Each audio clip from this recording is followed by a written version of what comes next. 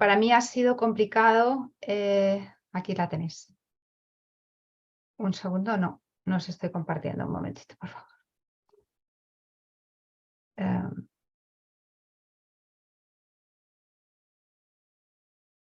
Vale, aquí. Estaba comentando que para mí ha sido un poco complicado resumir en una breve exposición porque... Ahí está. Pues porque yo llevaba muchos años dedicada al tema de la medicina psicosomática. Yo he sido profesora de un seminario de medicina psicosomática, yo soy médico internista y también psicoanalista de la Escuela de Psicoanálisis Grupo Cero y yo he impartido ese seminario durante más de 8 años y me he dedicado especialmente a la investigación de la relación entre la mente y el cuerpo y fundamentalmente el sistema inmune como efector en el cuerpo del impacto, ¿no? de lo psíquico, del dolor, del sufrimiento, de la tristeza, incluso de la alegría, ¿no? sobre el sistema inmune. Voy a empezar con una frase de Shakespeare. Dad palabra al dolor.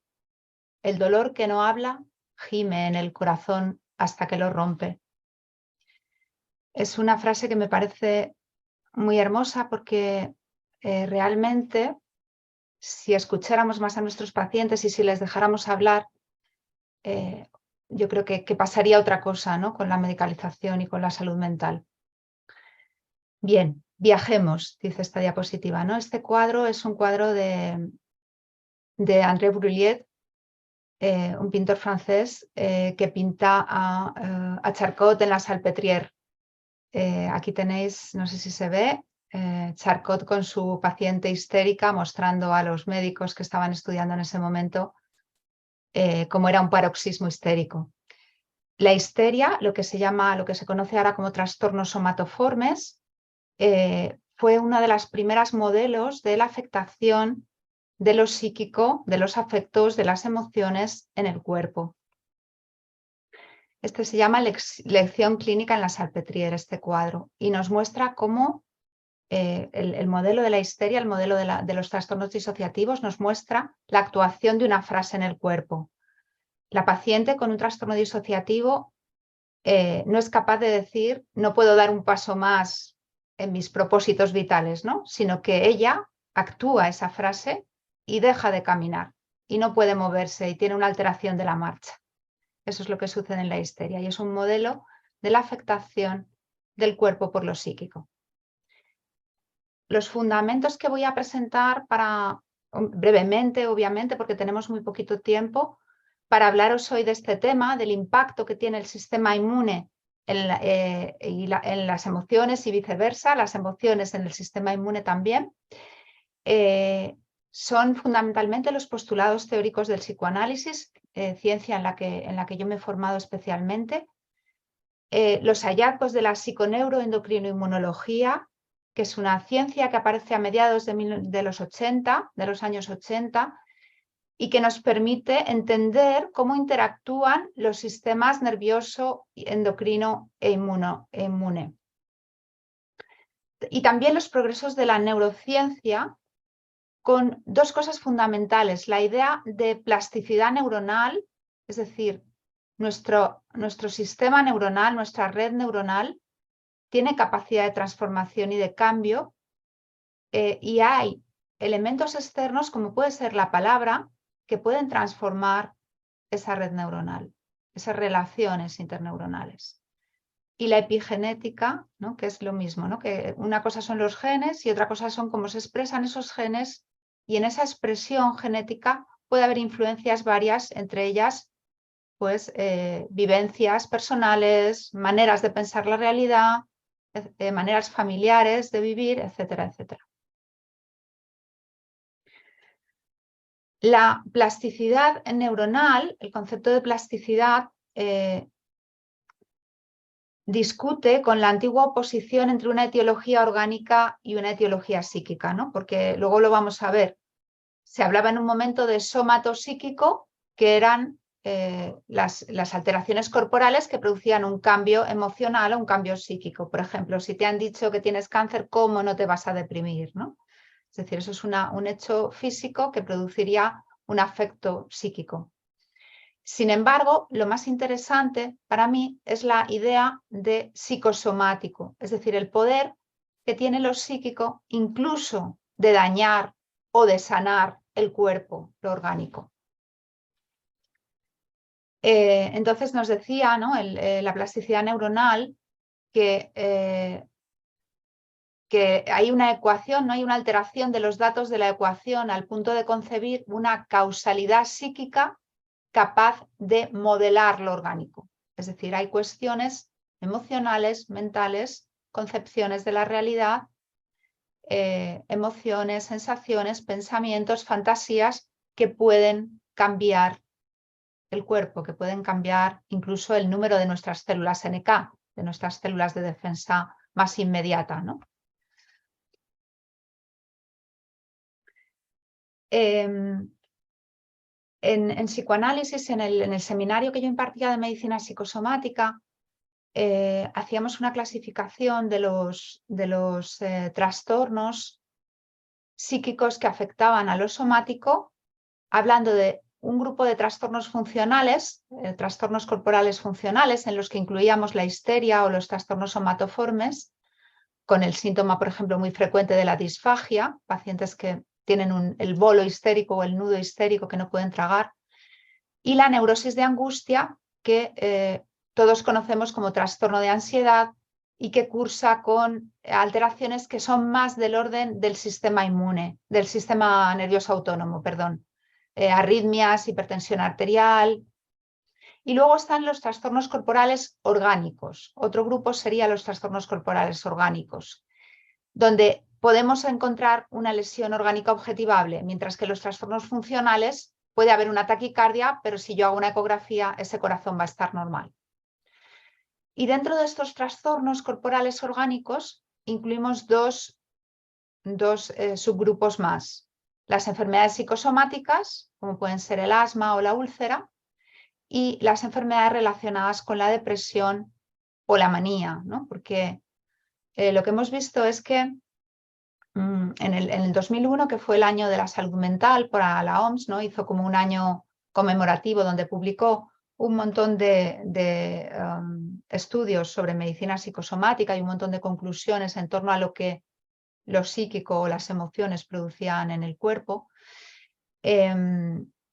Y se vio que en la depresión psíquica, cuando hay un diagnóstico de depresión, ¿no? Hay también una inmunodepresión a nivel del sistema inmune. Hay una disfuncionalidad, ese sistema inmune es incapaz de protegernos con la eficacia habitual de las enfermedades infecciosas, por ejemplo, o del desarrollo de tumores, porque sabemos que se producen pequeñas mutaciones en el organismo y que hay todo un sistema inmune de inmunovigilancia que va haciendo la función de depurar esas células mutadas para que no se hagan tumores, ¿no? Entonces, cuando falla el sistema inmune, cuando hay una inmunodepresión, hay más riesgo de desarrollar cáncer. Y la relación entre depresión y cáncer ha sido un motivo de estudio durante mucho tiempo y en muchos trabajos para la medicina psicosomática, ¿no? Os he traído un fragmento de La Rochefoucauld, que es un filósofo francés del siglo XVII, que a mí me parece maravilloso que en ese momento tuviera la lucidez para decir las cosas con tanta claridad, ¿no? Entonces, si me permitís, lo leo. Dice: si se examina la naturaleza de las enfermedades, se verá que tienen su origen en las pasiones y en las penas de ánimo. La ambición ha traído fiebres agudas y frenéticas, la envidia ictericia e insomnio, la pereza letargos, parálisis y languideces, la cólera ahogos, ebulliciones de la sangre e inflamaciones del pecho, la avaricia tiña y sarna, la tristeza el escorbuto, la crueldad los cálculos, y el amor por sí solo ha hecho más daño que todas las otras juntas. Es curioso que aquí, no teniendo todavía elementos para analizar el impacto que el sistema, que las emociones tenían en el sistema inmune, ya relacionara, por ejemplo, la tristeza con enfermedades con enfermedades por déficit nutricionales o con enfermedades infecciosas, ¿no? En esta época ya se relacionaban, que después más adelante se harían estudios que demostrarían que las emociones pueden modificar el sistema inmune y dejarnos más expuestos a adquirir infecciones.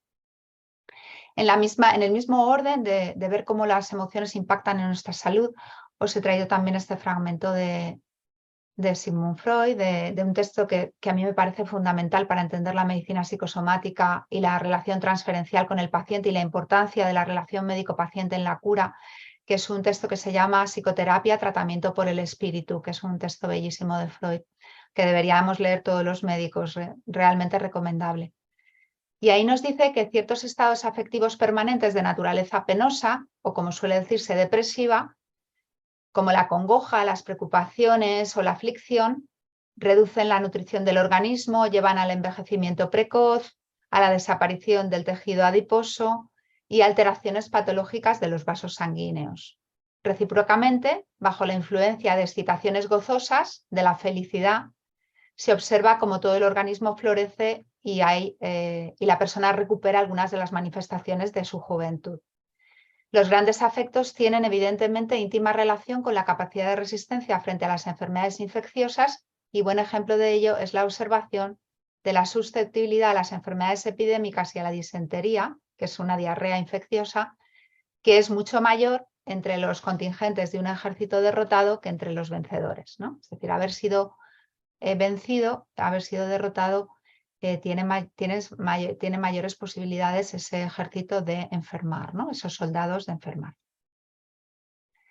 Bien, aquí tenemos a una de las mujeres más influyentes en el campo de la psiconeuroinmunología, que es la doctora Candace Pert, que es una científica que trabajó para el MIT, para el Instituto de Massachusetts, de Investigación de Massachusetts, y que escribió un libro muy interesante también que se llama Moléculas de la Emoción.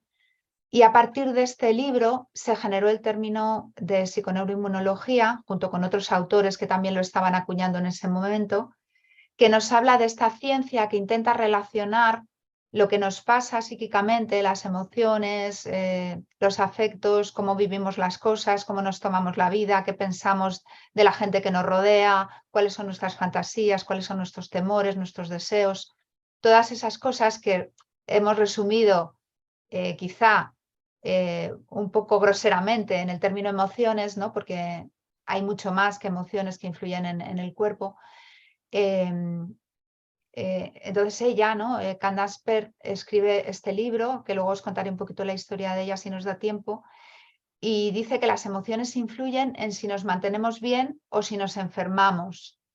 Y ella descubrió, ¿no? Esas afirmaciones de Freud o de la Rochefoucauld, ella descubrió que los virus usan los mismos receptores que los neuropéptidos, ¿no? Es decir, las endorfinas que secreta nuestro sistema nervioso y que tienen receptores en los linfocitos, dice que los virus utilizan esos mismos receptores, ¿no? Para entrar en la célula. Entonces, dependiendo de la cantidad de péptido natural que haya alrededor de la célula, si somos más felices y tenemos más endorfinas, el virus lo tiene mucho más difícil para penetrar en la célula. Ella dio la explicación a nivel científico, a nivel bioquímico y molecular de lo que habían dicho ya otros autores, ¿no?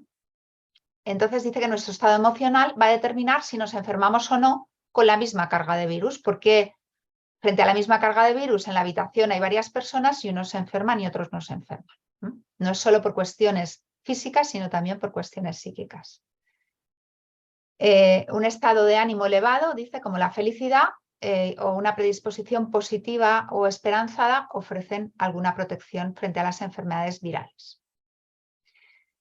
Bien, ella nos dice también que la investigación en psiconeuroinmunología puede mostrarnos que los neuropéptidos ayudan a regular el tráfico de linfocitos, es decir, que hay una relación estrechísima entre las células del sistema inmune que nos protege frente a las infecciones o frente al cáncer con nuestras emociones.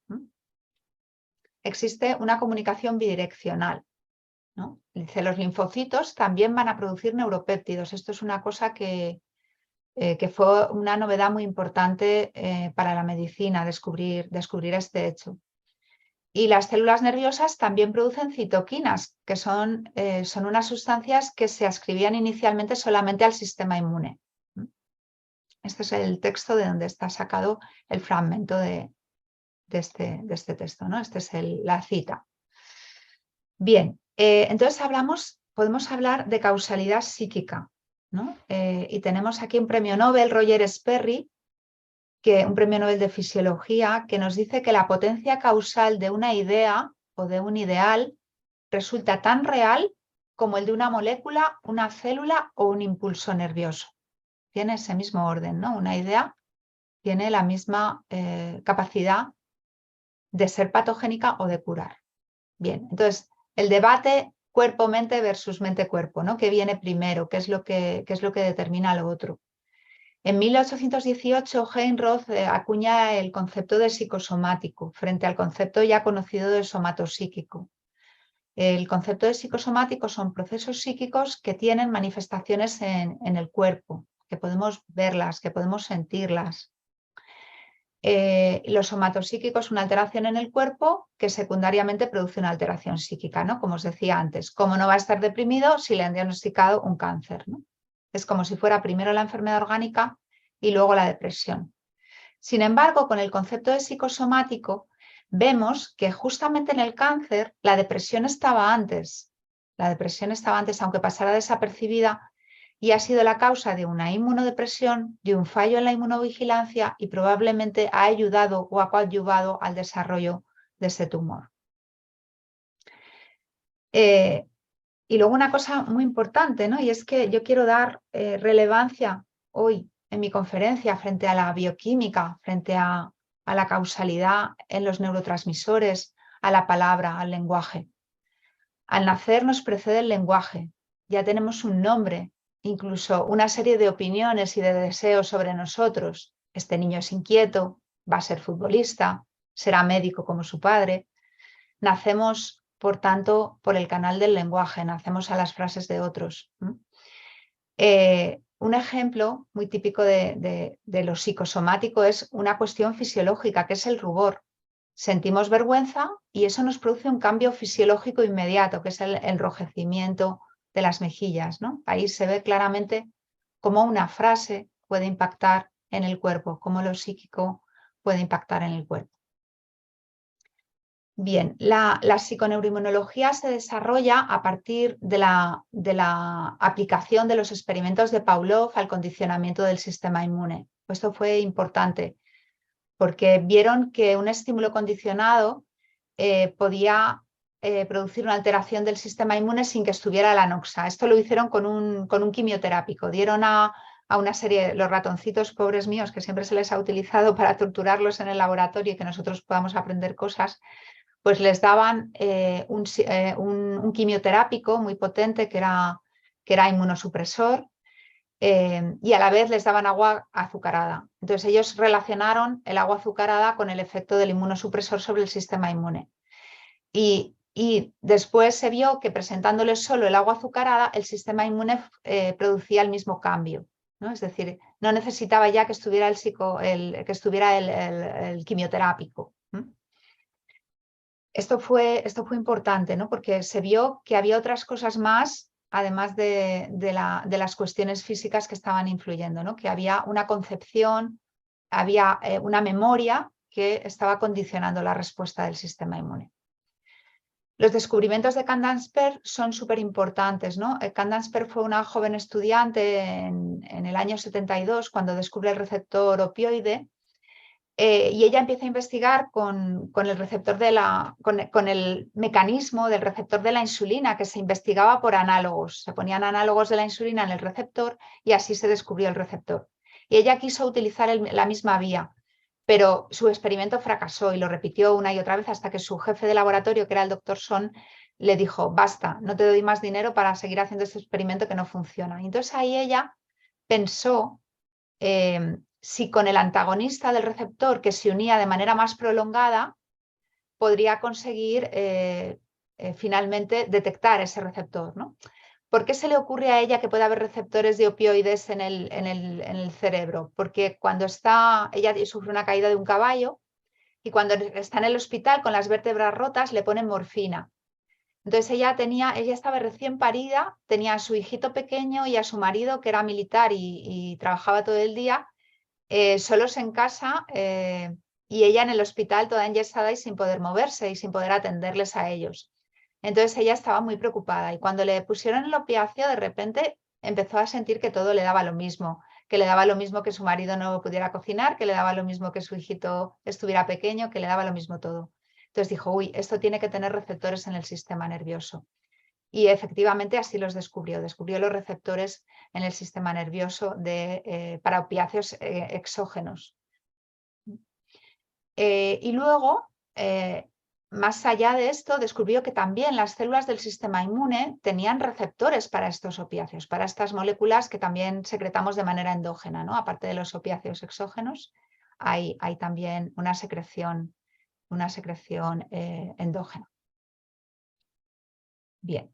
Entonces, el descubrimiento de este receptor opioide y el descubrir que estaba en los linfocitos nos hizo establecer una relación muy estrecha entre lo que se secretaba en el sistema nervioso, que eran los opiáceos, y el sistema inmune, ¿no? Debía haber una relación muy estrecha entre estos dos sistemas, que luego se fueron descubriendo muchas más matices en esta relación. Pero eso nos permitió acuñar el término psiconeuroinmunología. Y luego también Falten, otro fisiólogo, descubrió que las terminaciones nerviosas en el bazo y en otros órganos linfáticos podían modular la funcionalidad inmunológica del bazo también, ¿no? Esto fue otra de las relaciones que se estableció entre el sistema inmune y el sistema nervioso central. Este es el experimento que os comentaba antes, donde se vio que hay la posibilidad de un condicionamiento inmune. Este es el perrito de Pavlov, que tanta información nos ha dado. Y luego voy a comentaros algunos ensayos clínicos que no son muy actuales estos, luego otros sí, ¿vale? Pero estos que son como los de los años 80, en torno a la generación de la psiconeuroinmunología, donde se ha demostrado la relación entre los eventos estresantes y la forma de afrontarlos del sujeto y la alteración del sistema inmune. Por ejemplo, el duelo, la pérdida de vínculos afectivos, la pérdida de una persona amada porque haya fallecido o porque la hayamos perdido por enfermedad o porque se ha separado, simplemente una pareja de novios que se separan, ¿no? En donde en el duelo hay una menor actividad de las células NK, que son nuestra primera defensa, nuestra primera barrera de defensa. Las células NK muy bajitas pueden predisponer al desarrollo de tumores y al desarrollo de enfermedades infecciosas graves. Durante el divorcio, también, principalmente en las mujeres, apareció en este estudio, se observa un grado de inhibición de la respuesta inmunológica, ¿no? Lo que decíamos antes de la inmunosupresión, de que en un estado depresivo o un estado de duelo puede producir un estado de inmunosupresión también. Esto es otro, aquí tenéis las citas, ¿vale? Por si queréis. Vale. En la depresión y en la ansiedad crónica también hay una inmunodepresión. Hay una menor cantidad de monocitos, hay una mayor cantidad de eosinófilos y hay una menor actividad de las células NK. Y este es un estudio también de 1990 de Yemont. Y luego también hay muchos estudios que están dirigidos a la parte de tratamiento. Aquí he hecho una broma, ¿no? Este es el diván de Freud y aquí hay un linfocito tumbado en el diván, ¿no? Los linfocitos al diván. Bueno, si fuéramos más al diván estaríamos más saludables seguramente. Entonces, bueno, hay varios estudios que demuestran que la psicoterapia psicodinámica, las técnicas de apoyo psicosociales pueden provocar cambios positivos en el sistema inmune. Lo mismo que nos puede enfermar, nuestro psiquismo también nos puede ayudar a curar el cuerpo, a sanar el cuerpo. Bien, Candace Pert, acudió el término de Mind-Body Medicine, que es medicina mente-cuerpo, donde llegó a decir que las emociones rigen todos los sistemas del organismo, las válvulas del corazón, los esfínteres del aparato digestivo que se abren y se cierran, la digestión, todo está regido por moléculas de la emoción. Que tienen una acción física, ¿no? Si reprimimos la expresión de las emociones, dice ella, también reprimimos nuestras funciones orgánicas, lo que a la larga produce enfermedades o malestar, ya que se trata de una parte intrínseca al funcionamiento de nuestro cuerpo.